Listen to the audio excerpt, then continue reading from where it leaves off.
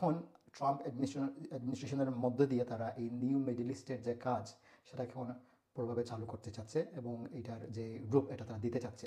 Islamic খিলাফত ব্যবস্থা ছিল যেটা বিশ্ব ব্যবস্থার মধ্যে একটা বিগ প্লেয়ার ছিল, ওইটা ডিক্লাইন করে সেকেন্ড ওয়ার্ল্ড ওয়ারের পরে আমেরিকা এগ্রেসিভলি ওয়ার্ল্ড অর্ডার বা ওয়ার্ল্ড পলিটিক্সের মধ্যে ঢুকে।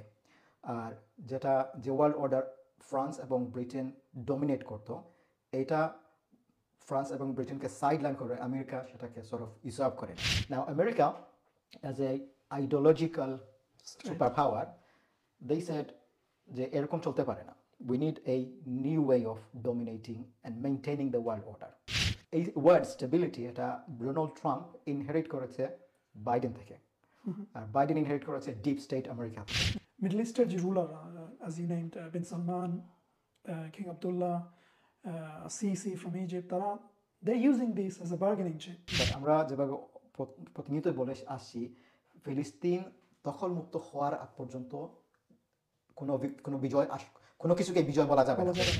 আল্লাহর সুন্নাহ হচ্ছে যে যখন সব দরজা বন্ধ হয়ে যায় তখন আল্লাহ একটা দরজা খোলেন যেখানে কোনো দরজাই ছিল না।